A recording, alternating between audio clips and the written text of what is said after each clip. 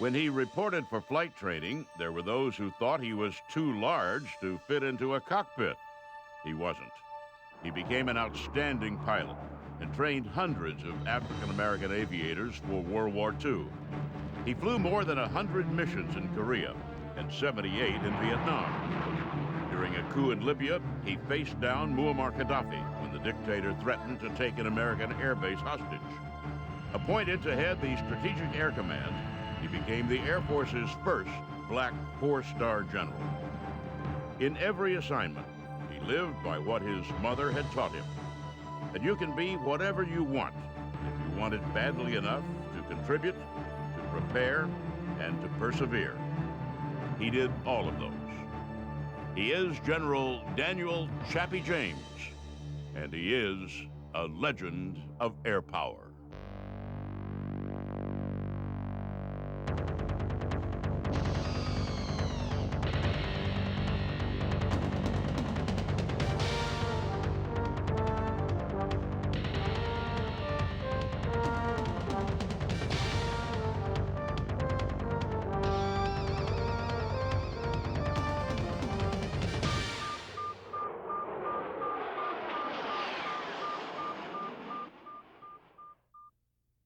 Daniel Chappie James was born February 11th, 1920 in Pensacola, Florida.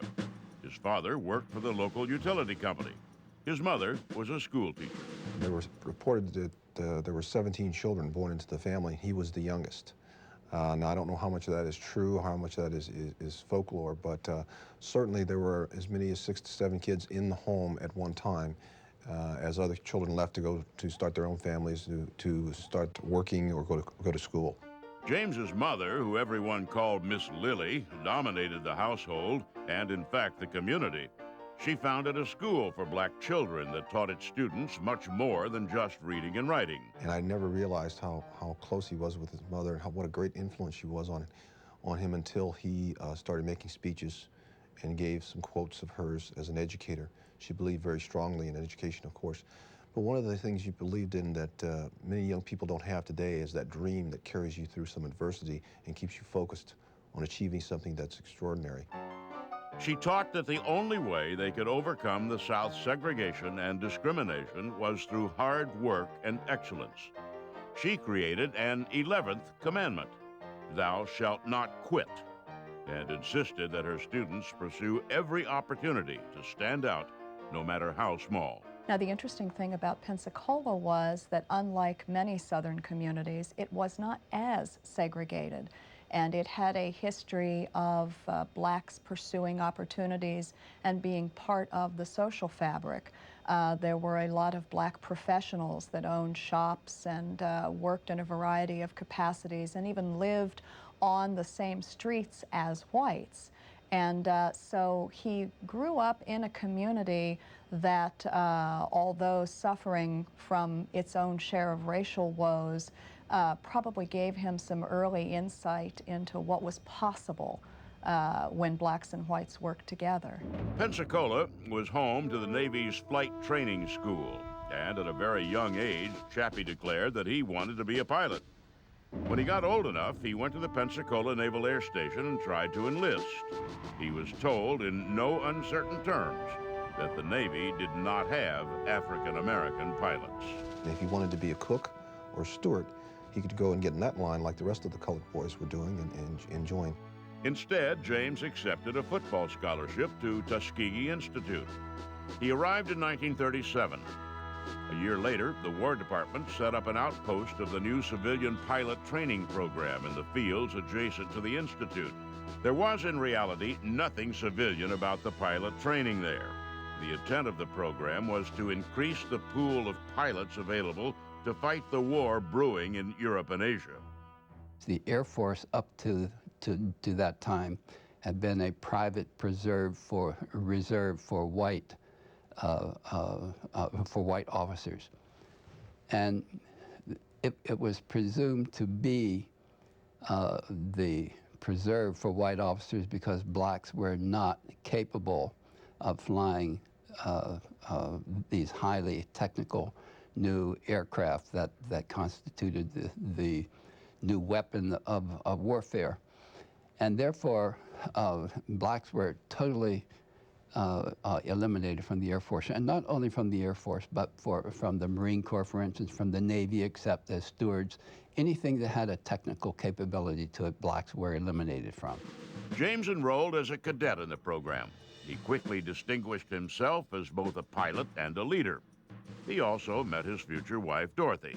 He was pretty impressed with himself. She was not that impressed with him at first, and so he pursued. James graduated 4 months after the Japanese attacked Pearl Harbor with a BS in physical education and a pilot certification. Tuskegee invited him to stay on as a flight instructor. It's difficult to overstate the significance of what was then called the Tuskegee experiment. A generation of African Americans had, like James, been inching slowly forward toward equality. In the coming war, they saw an opportunity to prove themselves, to pay dues they did not owe, so that when the war was over, they might be treated as full citizens. Given a chance to fly, the best educated, most motivated black men from all over the country converged on Tuskegee. They were greeted by an officer corps that cut them no slack, that believed they would have to be better than white pilots to get the same treatment. Flight instructor Chappie James was among the toughest. The thing is, he was always pushed by his mother to seek excellence, to be steadfast, and to seek for perfection and all this kind of thing. He grew up with that kind of an orientation, and so when he entered the military phase of flying, well, then he just took those values along with him. For nearly a year, James taught cadets as a civilian instructor. In 1943, he became a cadet himself and received his commission as a first lieutenant that summer. He asked for a combat assignment, but instead remained at Tuskegee as an instructor. He finally got on the combat track when the Air Corps decided to form an African-American bomber squadron. James was training in B-25s when the war came to an end. In the largest mustering out in history, with millions of men around the world going from uniform to civilian life, Chappie James decided to stay in the Air Corps. That the Air Corps treated him like a second-class citizen seemed not to matter. He was flying. He was serving the country that he loved. And he was convinced that he could change both for the better. The Air Force that Chappie James served in the years after World War II was segregated both officially and unofficially. With a fighter pilot's healthy scorn for authority, he practiced a kind of quiet civil disobedience that pointed out the absurdity of segregating military officers by race. He became involved with incidents at white-only clubs on military establishments, which he did not think was appropriate. And at an early age in the Army Air Forces, he stepped forward and would not accept that, which that in itself made him a very controversial figure. One of James's favorite maneuvers was something he called Operation Checkerboard. Even after the Air Force itself desegregated, many Air Force bases were located in rural southern communities still subject to Jim Crow laws. In movie theaters, for example, blacks and whites had seating set aside on opposite sides of the aisle. When the movie theater lights would go down and the movie would come on, they would enact what they called Operation Checkerboard. And they would end up sitting, by the time the movie finished, black, white, black, white, black, white. It obviously, it didn't make any lasting difference, but it was something that struck a little blow. But James's most effective tool of protest was excellence. When confronted with discrimination, he put into action something his mother had told him. Don't be so busy exercising your right to dissent that you forget your obligation to contribute. He earned the respect of his fellow pilots by working harder than anyone else on the base. Assigned to Clark Air Force Base in the Philippines, James found himself in a familiar position, the only black officer in his squadron.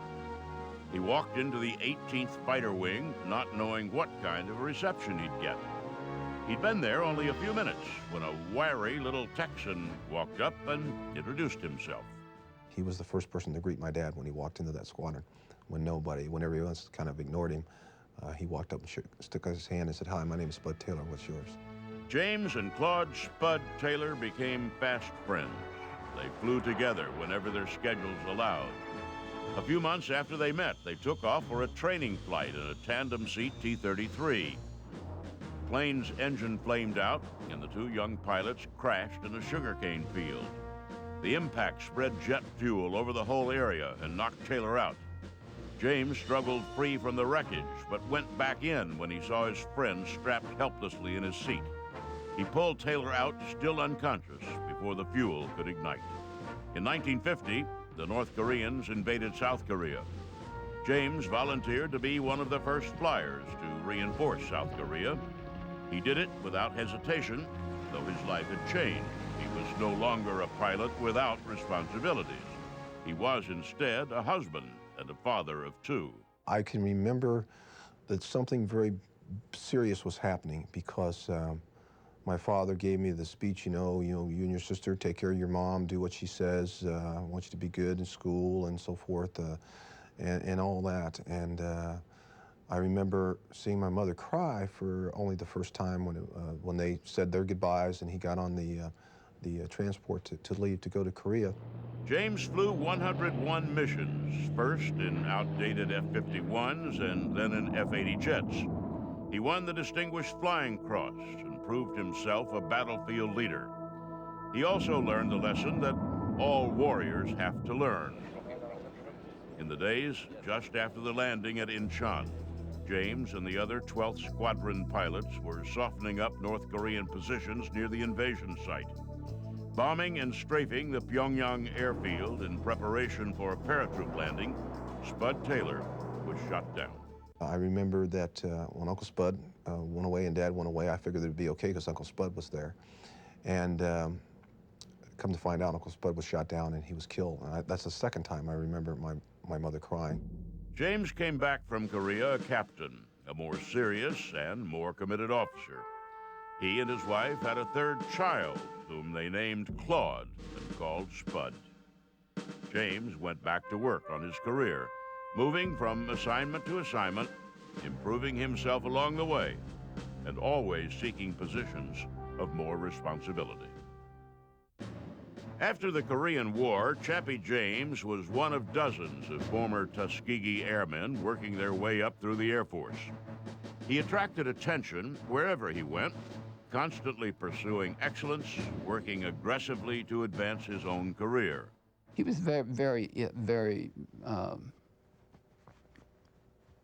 I think, courageous in many ways because even though he was on the rise and he could have his career thwarted at any time by a commanding officer who didn't like his attitude or whatever, he was always the diplomat. He could always the politician. He could always maneuver himself out of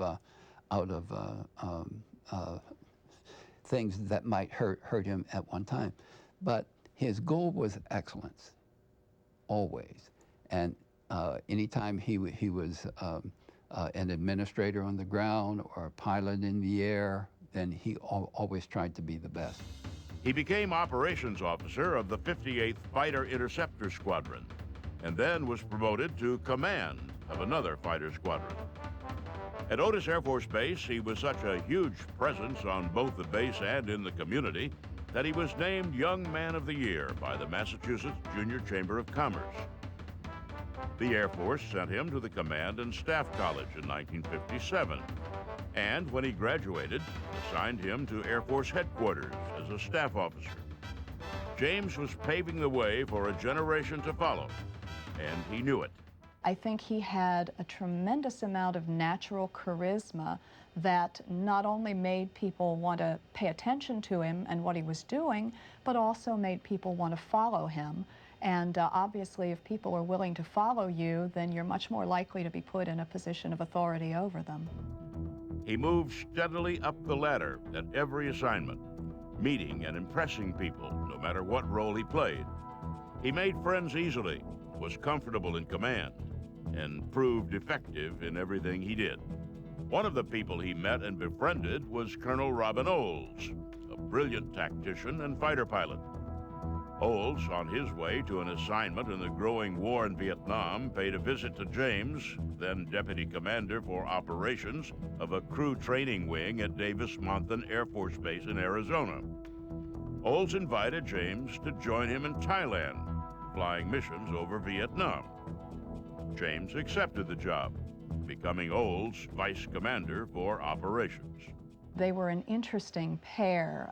Olds was a natural pilot, natural leader, was an absolute genius at aerial combat tactics and strategies.